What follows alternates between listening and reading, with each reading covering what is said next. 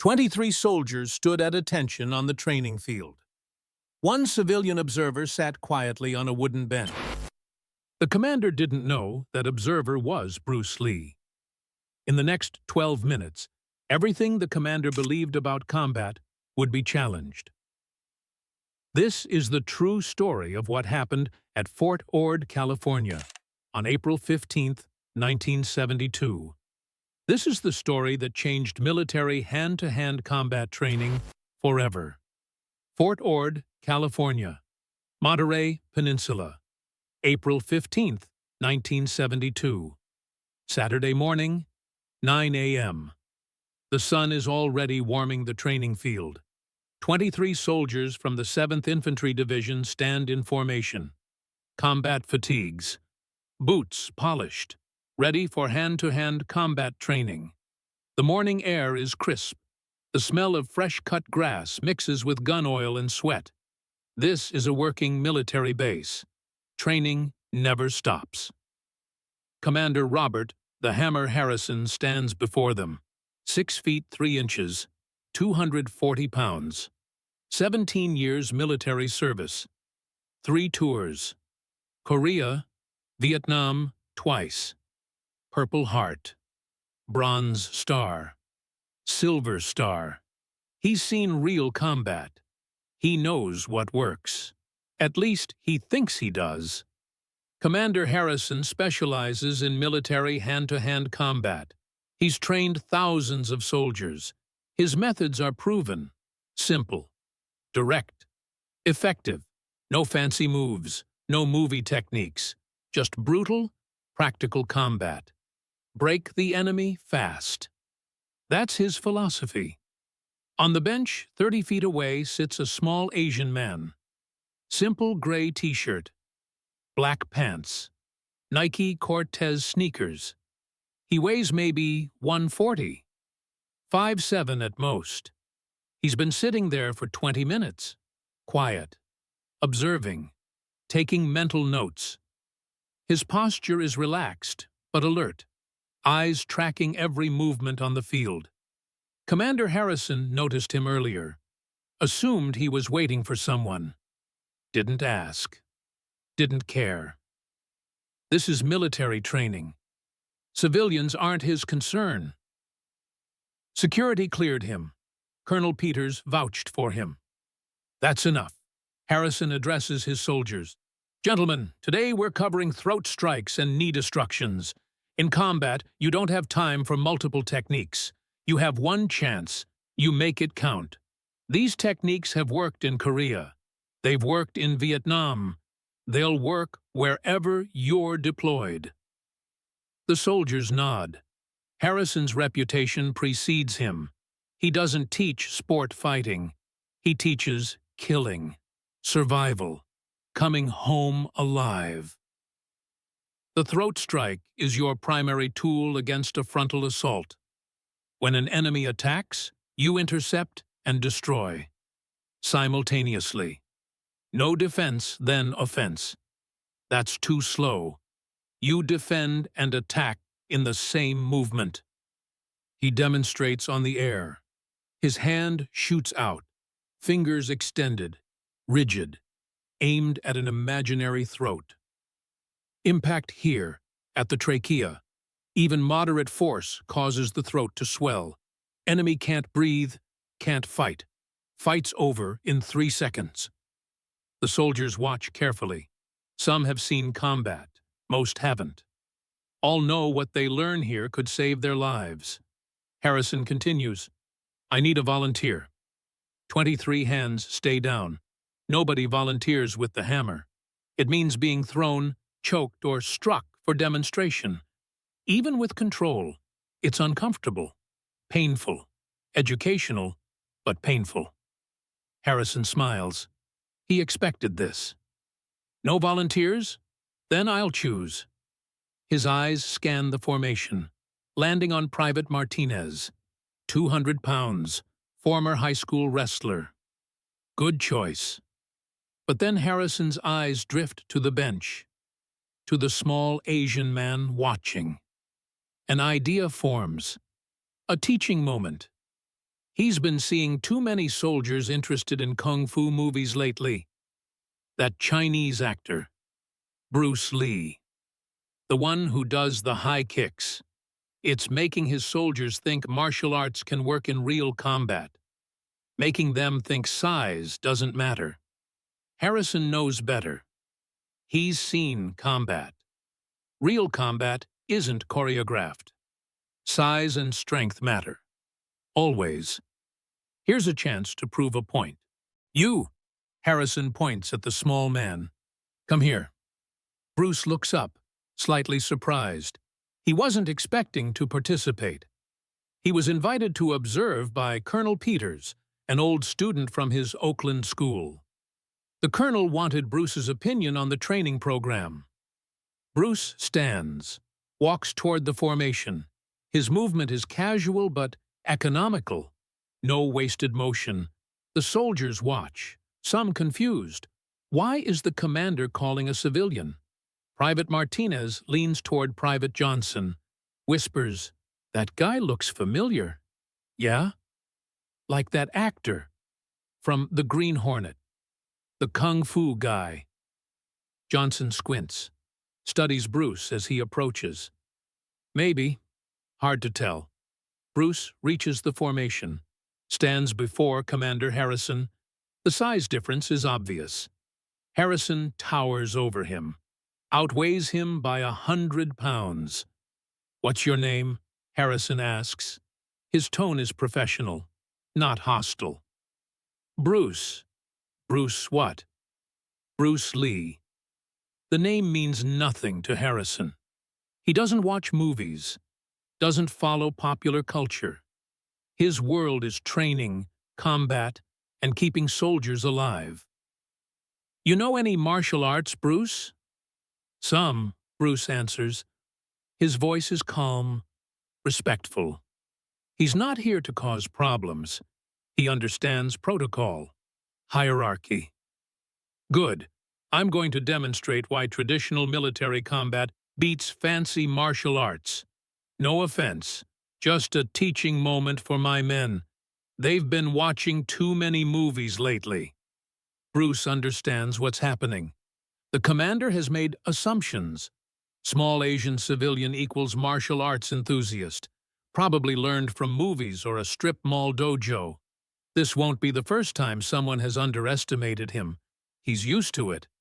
"If you're not comfortable, you can decline," Harrison offers. He's not trying to hurt the guy. Just prove a point. "I'm comfortable," Bruce says simply. The 23 soldiers adjust their formation, creating a circle.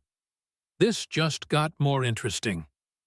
Private Martinez whispers again, "I'm telling you, that's Bruce Lee." "No way," Johnson whispers back. "What would he be doing here?" Harrison positions Bruce at the center. All 23 soldiers can see clearly. This is a teaching moment. Maximum visibility. "Gentlemen, pay attention. I'm going to demonstrate a throat strike against an opponent who knows martial arts. You'll see that our methods work against any style, because we focus on what matters. Speed, power, directness." He turns to Bruce. "I'm going to show the technique slow first, then half speed, then full speed if you're comfortable. At any point, tap out if you need to stop. Understood?" "Understood," Bruce confirms. Harrison shows the technique to his soldiers. Open hand, fingers extended, strike to the throat. Against an opponent's attack, you intercept and counter simultaneously. Watch. When he punches, I redirect with my left and strike with my right. Like this.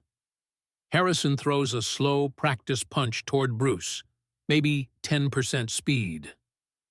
Demonstrates the throat strike defense. His left hand brushes aside the imaginary punch. His right hand shoots forward, stops an inch from Bruce's throat. Perfect control. Textbook technique. See? Simple, effective, no wasted movement. This is what you need in combat. Not spinning kicks, not fancy stances, Just direct, proven techniques. Now let's do it at half speed. Bruce nods. Ready. Harrison throws the punch again. Half speed. Maybe 40% power. Enough to be realistic. Bruce doesn't use Harrison's defensive technique. Instead, his hand rises. Smooth. Economical. Intercepts Harrison's arm at the wrist. Redirects it 6 inches offline. Just 6 inches. But enough. Simultaneously, Bruce's other hand shoots forward. Stops 1 inch from Harrison's throat. The position mirrors Harrison's demonstration. But faster. More efficient. Less movement. Better structure. The soldiers see it. Harrison feels it. Feels how little effort Bruce used. How perfect the positioning is. If this were real combat, Bruce's hand would be crushing his throat. There's a moment of silence. The morning breeze rustles through the trees. A bird calls. Nobody moves. Harrison recovers quickly. His pride is stung, but his professionalism intact. Good reflexes, but you used 2 hands. I use 1, more efficient. May I show you something? Bruce asks. His tone is polite, respectful, not challenging, just offering. Harrison hesitates. This isn't how demonstrations work. He's the instructor. But the soldiers are watching, waiting. He can't back down. Sure, show me. Bruce asks Harrison to throw the same punch. Real speed this time. Full commitment. Harrison obliges. He's fast for a big man. Years of training. Combat experience. His punch shoots out. Full speed. Full power. Aimed at Bruce's face. Bruce's hand rises. Not to block. To intercept. His fingers touch Harrison's wrist. Just touch. Feather light. But Harrison's punch stops. Completely. Like hitting a brick wall. Harrison tries to continue. Pushes forward. Nothing. His arm won't move. He's got 100 pounds on this guy. But his arm is frozen. Bruce's fingers have found a pressure point. A nerve cluster at the wrist. With minimal contact, he's controlling Harrison's entire arm. Controlling his structure, his balance, his ability to generate power. Then Bruce's other hand moves. His palm presses against Harrison's solar plexus. No impact. Just pressure. Specific pressure. Harrison feels his breath catch. Not from pain. From the precise point Bruce is pressing. The vagus nerve. The diaphragm connection. If Bruce wanted to strike that spot with force, Harrison would be on the ground, unable to breathe. Possibly unconscious. But Bruce isn't striking. He's teaching, demonstrating control. Precision. Bruce releases, steps back, gives Harrison space, respect. In Wing Chun, we call this centerline theory. Minimum force, maximum effect. We don't meet force with force. We redirect force and control structure. The soldiers are completely silent. They just watched a man half Harrison's size completely control their commander. Freeze his attack with fingertip pressure. Threaten a knockout with palm pressure. No impact. No visible force. Just perfect understanding. Private Johnson whispers to Martinez, "Holy shit, that is Bruce Lee." Martinez just nods. Harrison's face is red, not from exertion, from embarrassment. His ego is bruised. 17 years of military combat training. 3 combat tours, decorated soldier, and he just got handled by a civilian who weighs 140, in front of his men. This can't stand. He's not angry at Bruce. He's angry at himself, at his assumptions. But he needs to save face. "That's fine for demonstration," Harrison says. His voice is controlled. But in real combat, size and strength matter. When adrenaline is pumping, when you're tired, when the enemy is trying to kill you. You need power. You need aggression. Let me show you what happens when someone really commits. Harrison sets up again. This time he's proving a point. To Bruce, to his soldiers, to himself. He throws a combination: jab, cross, low kick, military combatives, full speed, full power. Bruce moves, not away from the combination, into it. His body shifts. 45-degree angle, offline. The jab passes where his head was. The cross encounters his forearm. Not a block. A redirect. The punch is guided down. The low kick hits nothing. Bruce has entered. Close range. Wing Chun range. His hands touch Harrison's uniform. Not pushing, not pulling. Just contact. Then Harrison is moving backward, stumbling, off balance. He doesn't know how it happened. There was no visible force, no obvious technique, just that light contact, and his 240 frame is backpedaling. Harrison catches himself, plants his feet, resets, breathing harder now, from confusion, from frustration. What just happened? The soldiers are leaning in. This stopped being a demonstration. This is something else, something they've never seen. This is mastery, real mastery. Harrison makes a decision. If he can't strike the guy, he'll wrestle him. Grappling is his specialty. You can't use pressure points in a double-leg takedown. Size and strength will matter. Physics will matter. He shoots in. Double-leg takedown. Proper technique. Head to the side. Level change. Penetration step. Hands behind the knees. Drive forward. He's done this 1,000 times. Bruce's hips move back. Just enough. 6 inches. Harrison's hands grasp air. His head finds empty space. Then Bruce's hands are on Harrison's head. Both hands, gentle contact.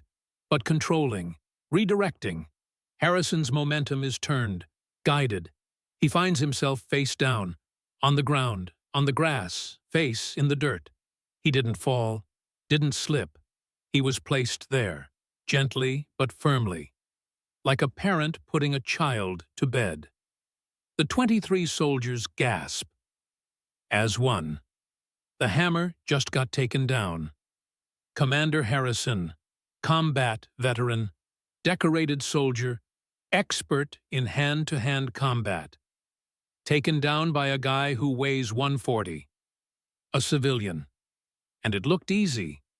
Harrison stands, brushes dirt from his uniform, breathing harder, more from frustration than exertion, from wounded pride. He's not hurt. Bruce didn't hurt him, didn't need to. Just demonstrated complete control, in striking, in interception, in grappling. "Who are you really?" Harrison asks. His voice is quieter now. The bravado is gone. "I told you, Bruce Lee. I teach martial arts in Los Angeles. Colonel Peters invited me to observe your training. He was a student at my Oakland school. He wanted my feedback on your program." The name clicks. The Green Hornet. That TV show. Private Martinez was right. Harrison has heard the name, dismissed it as Hollywood nonsense. But this isn't nonsense. This is real, more real than anything he's seen. "I apologize," Harrison says. His pride is hurt, but his integrity intact. A real warrior can admit when he's wrong. "I made assumptions. I thought you were just another martial arts enthusiast. I was wrong." "No apology needed," Bruce says. His voice is kind. "You were teaching your men, trying to keep them safe. I respect that. Your techniques are solid, direct, effective. You just haven't seen other applications, other possibilities. Would you..." Harrison pauses, swallows his pride. Would you show them what you showed me? Explain it? Teach them? Bruce looks at the 23 soldiers. They're watching him with different eyes now, not as a civilian interruption, as someone who has something to teach, something valuable, something that could save their lives. If you'd like, Bruce says. For the next 45 minutes, Bruce Lee teaches. He doesn't criticize Harrison's methods. That would be disrespectful. Instead, he expands them, shows how Wing Chun principles can enhance military combatives. Economy of motion. Every movement serves a purpose. Centerline theory. Control the centerline. Control the fight. Simultaneous defense and attack. No wasted time. The soldiers watch, absorb, learn. Some take notes. Pull out notebooks. Write down concepts. Harrison watches too, learning, reevaluating 17 years of assumptions, seeing his techniques through a new lens. Bruce demonstrates on volunteers. Private Johnson steps forward first. Bruce shows him how to use minimal force for maximum effect. Shows him that you don't need Harrison's size to execute Harrison's techniques. You need proper structure, proper understanding, proper timing. He calls up Private Martinez, shows him how Wing Chun principles apply to grappling, how you can control a larger opponent without matching their strength, how sensitivity matters more than power.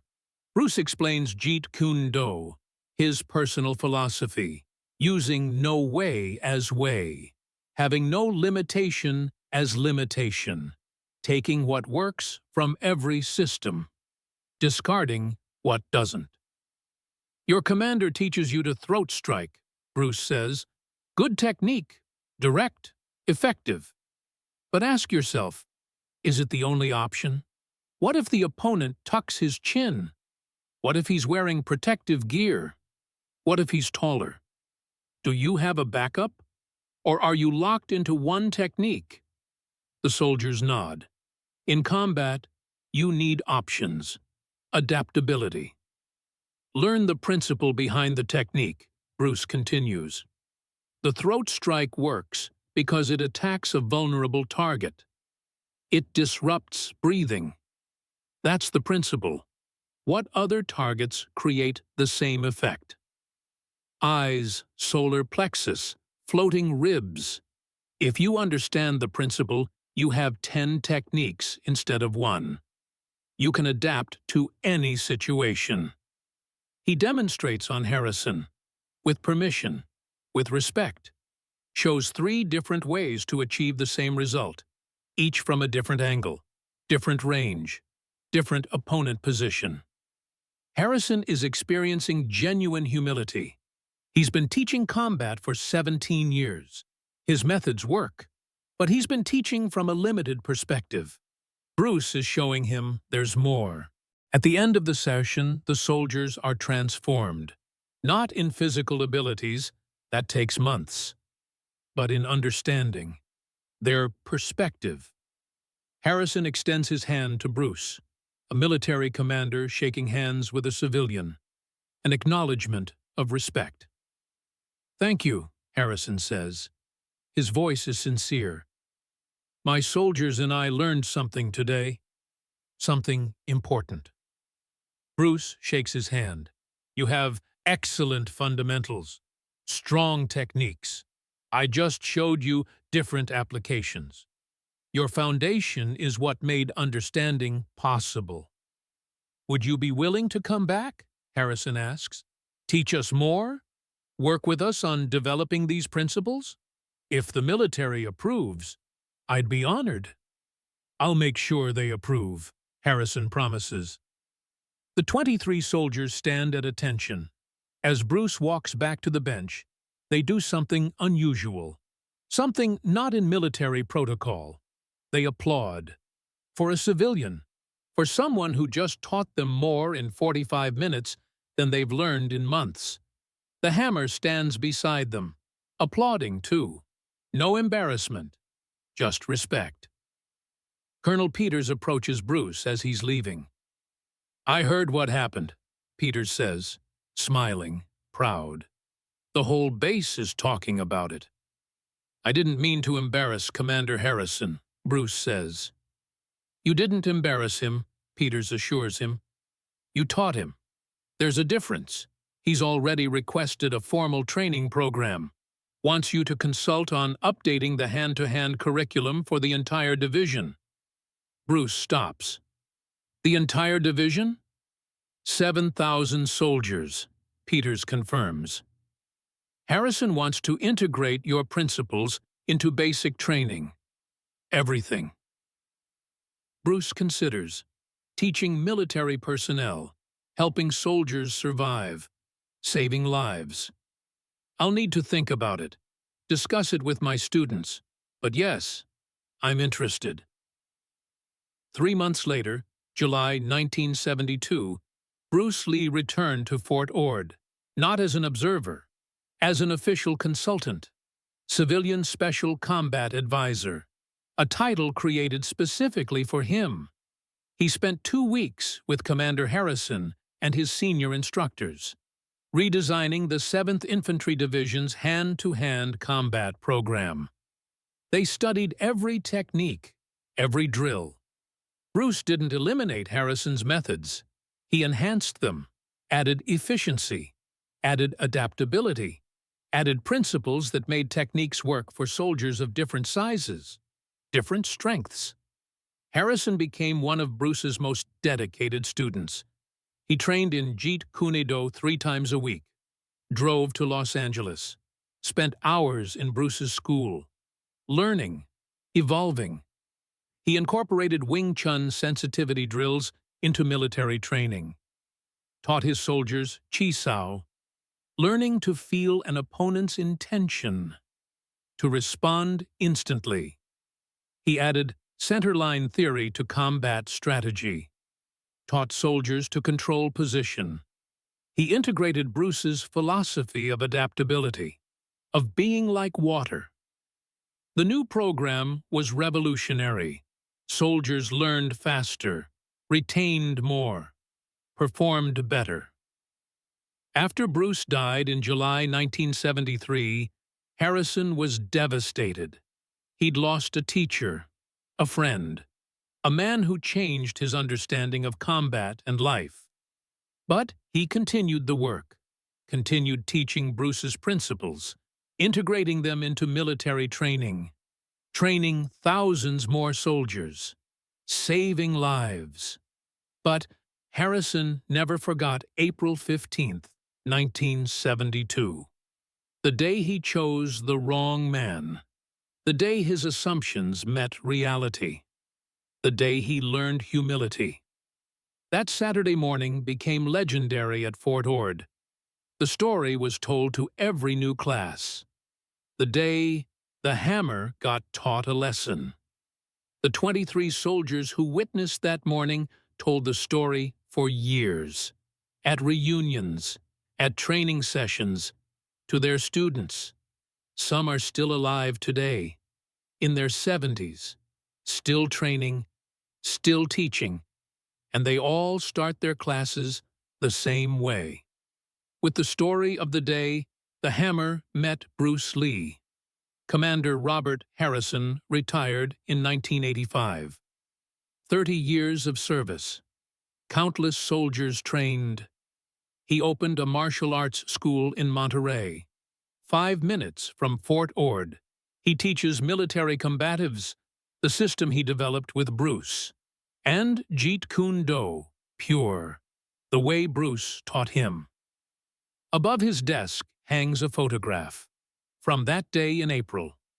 Bruce Lee standing among 23 soldiers, the hammer beside him, both smiling. On the back, Harrison wrote, April 15th, 1972. The day I learned that real strength doesn't require size, real technique doesn't require complexity, and real mastery doesn't require recognition. It simply is. Thank you, Bruce. You changed my life. You saved lives by teaching me. The photo has faded, but the memory remains clear. The lesson eternal. Fort Ord, California, April 15th, 1972. 23 soldiers, 1 commander, 1 civilian observer. 12 minutes that changed everything.